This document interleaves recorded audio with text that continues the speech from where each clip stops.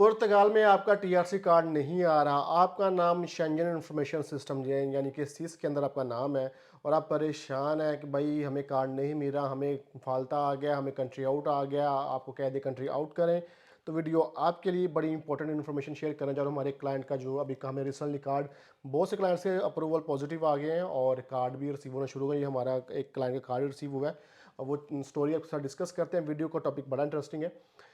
Video continue करने से पहले सबसे रिक्वेस्ट है कि चैनल को सब्सक्राइब आप लाजमी कर लीजिए। आपको कोई लीगल असिस्टेंस चाहिए तो भाई आप टीम से कांटेक्ट कर सकते हैं। ये नंबर जो होता है ये ऑफिस का टीम के पास होता है, मेरे पास नहीं होता। तो जो भी बात करनी है आपने, आप लोग समझ रहे होते हैं कि मैं ऑपरेट कर रहा हूँ, तो नंबर ये टीम के पास होता है। हमारी लीगल लॉ फॉर्म है, आपको मुझसे मिलने की जरूरत नहीं होती। आप वो हमारे ऑफिस में आए, लीगल लॉ फॉर्म है, कंसल्टेंसी या एजेंट कोई टाइप चीज़ नहीं है भाई, लॉ ऑफिसर प्रॉपर। और वहाँ पे लॉयर्स बैठते हैं और अल्हम्दुलिल्लाह हमारी सक्सेस स्टोरीज़ क्यों 100% ओके जा रही हैं, उसकी रीज़न ये है कि हमारे लॉयर्स, आप डायरेक्ट लॉयर के सामने फ़ेस टू फेस बैठ के करते हैं, डील करते हैं, मामला करते हैं, अपने क्वेश्चंस जो है ना वो करते हैं, फिर आपको पॉजिटिव चीज़ें भी मिलती हैं। जब आप मिडल मैन जो, क्योंकि सम टाइम ये होता है कि हाँ मिडल मैन जो कंसल्टेंट एजेंट होते हैं आपको वकील के सामने होने नहीं देते, तो ना आप अपनी वो क्वारीज पूरी कर पाते हो, ना आप वो एग्जैक्ट चीज़ बताते हैं। हमारे पास कैसे बहुत से ऐसे केस ऐसे फाइल किए जाते हैं जो कि एजेंट्स ने पैसे ले लिए, काम नहीं कर रहे, वकील का नहीं पता, वकील रिस्पॉन्स नहीं कर रहा, वकील पता नहीं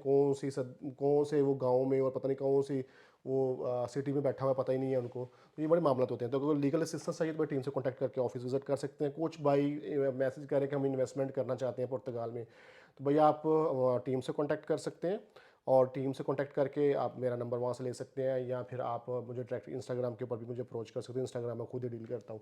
अच्छा, ये वीडियो का टॉपिक हमारा जो है वो बड़ा सेंसिटिव इशू के ऊपर है। जैसे पुर्तगाल में बहुत से लोग जो कि प्रॉब्लम फेस कर रहे हैं कि सिस का फायदा, शेंजन इंफॉर्मेशन सिस्टम, वो हजरात जिन्होंने बॉर्डर क्रॉस किया था इलीगली और उनके बायोमेट्रिक हुए थे वहाँ पे, या किसी कंट्री में पकड़े गए थे, कहीं अजालम अप्लाई किया था, उनका नाम शेंजन इंफॉर्मेशन सिस्टम के अंदर डाल देते हैं। क्योंकि आप इलीगल होते हैं, अनडॉक्यूमेंटेड पर्सनस होते हैं, तो फिर उनका आपका नाम से इसके अंदर डाल देते हैं। अब जब नॉर्मली क्या होता है, आप किसी कंट्री की इमिग्रेशन अप्लाई करने जाते हैं तो इमिग्रेशन जब आपका डाटा चेक करती है, इसके अंदर आपका नाम बोल पड़ता है, तो फिर जिस कंट्री में आपने इमिग्रेशन अप्लाई की होती है उस कंट्री की इमिग्रेशन की रिस्पॉन्सिबिलिटी होती है कि जिस कंट्री ने आपका नाम डाला है उससे कांटेक्ट करे, और अगर आपने कोई मेजर क्राइम नहीं किया या कोई गड़बड़ नहीं की तो नॉर्मली उसको रिमूव करवा के आपको कार्ड दे देते हैं। तो बेसिकली ये काम ऐसे करते हैं। लेकिन पुर्तगाल की इमिग्रेशन आजकल ये सर दर्द लेना नहीं चाहती। वो कहते हैं भाई आप हमारी तरफ से फारिग हो, हमारे पास टाइम नहीं है कि हम दूसरी अथॉरिटी से कॉन्टैक्ट करें और आपका नाम रिमूव करवाएं और आपको कार्ड इशू करें। एक्चुअली ये कार्ड देना ही नहीं चाहते लोगों को, ये प्रॉब्लम्स है। ये भाइयों सबसे पहले इनको मुबारकबाद दें। इनका बेल्जियम का जो वो सिस का वो प्रॉब्लम था, जो कि हमने अपनी लॉ फर्म के अंदर हमारे लॉयर्स ने बड़ी टेक्निकल तरीके से इसको डील करके इनका नाम रिमूव करवा के और अब इनका जो है वो कार्ड भी इशू हो गया। इस तरह के बेशुमार जो हमारे पास चीज़ें हैं, हमारे जो डिसीजंस हैं, आजकल थोड़ा आउट ऑफ ट्रैक हुआ हूँ, वीडियोज़ के अंदर नहीं बना पा रहा यूट्यूब के ऊपर, क्योंकि हमारे प्रोजेक्ट्स कोई ऐसे चल रहे हैं उस पे बस इतनी मीटिंग्स और ये मामला तो होते हैं कि वीडियोस की तरफ हम फोकस नहीं कर पा रहे। तो बहुत से हमारे जो अगर आपने स्टोरीज देखनी है, आप इंस्टाग्राम और टिकटॉक पे देख सकते हो, वहाँ पे तो हम अपडेट करते ही करते हैं। बहुत से ऐसे लोग हैं जिनका सीज का था, उनके हमें पॉजिटिव रिस्पांस आ गया कोर्ट से डिसीजन ये आया कि जज ने ऑर्डर कर दिया कि जो आईमा ने डिसीजन दिया, जो इमिग्रेशन ने डिसीजन दिया है वो करेक्ट नहीं है अकॉर्डिंग टू लॉ, क्योंकि आयमा ने कांटेक्ट नहीं किया मुतलका कंट्री के साथ जहाँ जिसने इसका नाम जिस बंदे का सिस्टम डाला है। तो जज ने उनको उस ऑर्डर को जो जो आयमा ने आपको कंट्री हमारे क्लाइंट्स को कंट्री आउट दिया है या कहा है कि आपका हम कार्ड नहीं दे रहे, जज ने उसको सस्पेंड करके ऑर्डर किया है कि जो आप ये ऑर्डर है इसको, ये जो डिसीजन है इसको वापस लें और मुतलका कंट्री जिस कंट्री ने नाम डाला है उससे कांटेक्ट करें, अगर क्राइम नहीं तो रिमूव करके काट दें। तो ये सारे हमारे काफ़ी ज़्यादा लोग हैं जिनके हमारे पॉजिटिव डिसीजन आ गए हैं। और वो हजरात जिन्होंने 2 नंबर डॉक्यूमेंट्स जैसे फेक पीसीसी नेपाली और इंडियन लोगों को प्रॉब्लम आ रहा है, वो भी हमने काफ़ी अच्छे तरीके से, हमारे लॉयर्स ने अच्छे तरीके से उनको, लॉयर का काम होता है कि केस स्ट्रांगली पोटेशन जो होती है ना लॉयर की, सब कुछ उस बेस पे कर रहा हो चल रहा होता है। नॉर्मली ये 150 वाले जो लॉयर्स पकड़े होते हैं कंसल्टेंट्स ने, एजेंट्स ने, उन्होंने एक नॉर्मल जनरल फॉर्मेट बनाया होता है, वो बस आपका नाम डाटा चेंज करके डाल देते हैं, बस खली वली, उनको वो पेन नहीं लेते।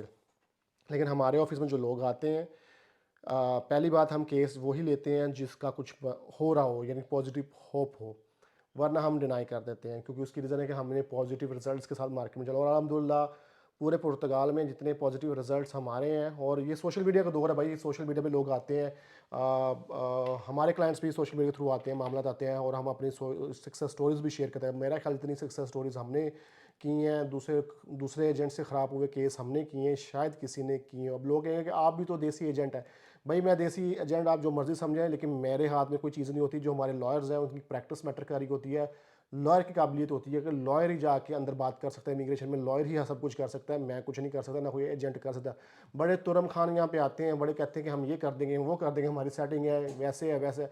भाई ऐसे जो तुरम खान होते हैं ना, उनको अंदर घुसने नहीं देते। आयमा के जो दफ्तर है ना, इमिग्रेशन दफ्तर है, वहीं से वो भगाते हैं कि वापस भाग जाओ यहाँ से, चलो ठीक है ना, आना ना यहाँ पे दोबारा।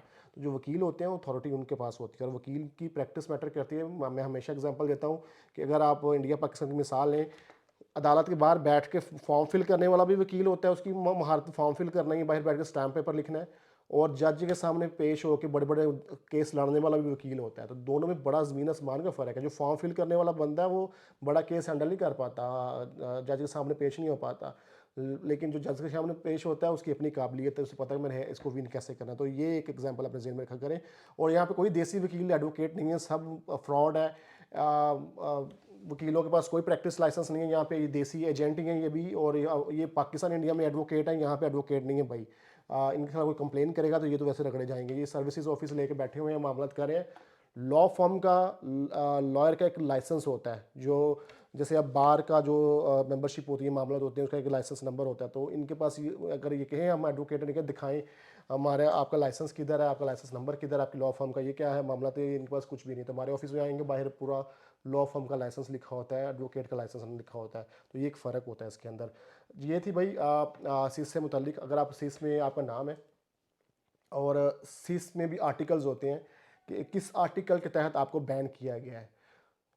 हम हमारी टीम का पहला स्टेप ये होता है कि हम पहले रिव्यू करते हैं उसको, उस आर्टिकल को, उसके यूरोपियन यूनियन के क्या राइट लॉज हैं उस आर्टिकल के ऊपर, और इनसाइड द कंट्री क्या लॉज हैं उस आर्टिकल के ऊपर। उसके हिसाब से फिर लॉयर प्रॉपर एक पटिशन तैयार करता है रेफरेंस देते हुए कि यूरोपियन यूनियन का ये जो है वो है पुर्तगीज़ जो लॉ के अंदर ये चीज़ है, तो ये चीज़ आपकी फेवर में है और ये आपकी फेवर नहीं। यानी कि प्रॉपर एक उसने एक यूरोपियन यूनियन को भी मद्देनज़र रखते हुए और पुर्तगीज़ लॉ को मद्देनजर रखते हुए वकील ने पोटेशन डाल के उसको जस्टिफाई करना होता है। जब आपका वकील इतना क्वालिफाइड होगा जो इन चीज़ों पे वर्क करके इस तरह की पोटेशन डाल के करेगा ना, तो भाई जज मजबूर होगा उसको पढ़ के अकॉर्डिंग टू लॉ ऑर्डर आपकी फेवर में करने में। ठीक है, जब आपकी आपकी फेवर में ऑर्डर आएंगे तो आइमा को मजबूरन आपको कार्ड देना पड़ेगा।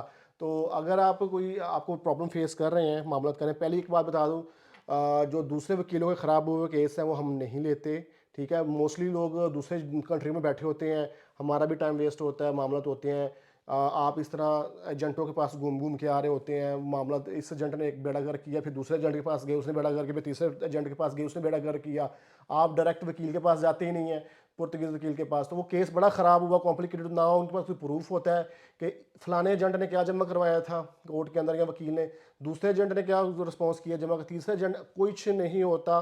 तो ऐसे केसेस कॉम्प्लिकेटेड होते हैं, आपको भी कुछ पता नहीं होता, और आपके वकील भी, मुझे हैरानगी होती है अगर आप किसी से सर्विस ले रहे हैं, आपका राइट है कि वकील आपके बिहाफ पे क्या सबमिट कर रहा है, वहाँ पे क्या पोटेशन डाल रहा है, क्या जस्टिफाई कर रहा है, वो क्या ऑर्डर आ रहे हैं, वो सब कुछ आपके पास होना चाहिए। जब आपके पास ये चीज़ें पूरी हों तो आप केस को विन करते हैं, 100% विन करते हैं। जब आपको चीज़ें ना हो तो फिर आप जो है मोस्टली एजेंट क्या करते हैं, चैट जीपीटी से बना के पोटेशन, जैसे आपका रिजेक्शन आया, पोर्टल ओपन करते हैं इमिग्रेशन वाले कि हमें जस्टिफिकेशन दें, वो चैट जीपीटी से बना के डाल देते हैं, 200-250-300 यूरो आपसे ले लेते हैं और एट देन आपका बेड़ा गर्क कर देते हैं। फिर आप भी इधर उधर घूमते रहते हैं, मामला देते हैं।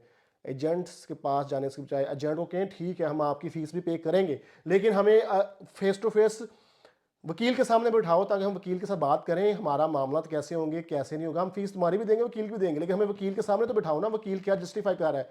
आपको वकील की बातों से पता चल जाएगा उसकी कितनी काबिलियत है, वो किस किस इस केस को हैंडल कर सकता है या नहीं कर सकता, क्योंकि आप कभी फेस टू फेस मिले नहीं होते, उसकी इतनी काबिलियत नहीं होती, तो आपका बड़ा गर्क हो जाता है। तो अगर भाई आपको किस का प्रॉब्लम आ रहा है, ठीक है, और आपका केस आपने ख़राब नहीं किया हुआ, तो आप हमारी टीम से कांटेक्ट करके, और जो लोग पुर्तगाल में रहते हैं, हम यही प्रेफर करते हैं कि आप पहले हमारे ऑफिस विजिट करें फिजिकली, ताकि आपको केस को प्रॉपर रिव्यू किया जाए, प्रॉपर डॉक्यूमेंट्स को देखा जाए, उसके ऊपर फिर हम आपको बताएं कि हम वो केस लड़ सकते हैं या नहीं लड़ सकते, अगर लड़ सकते हैं तो कैसे लड़ सकते हैं। ताकि हमें भी ईजी हो और आपको भी वो समझाना ईजी हो। मिलते हैं नेक्स्ट वीडियो में एक नई इन्फॉर्मेशन एक नए टॉपिक के साथ। अपना बहुत सारा ख्याल रखिएगा। अल्लाह हाफिज़।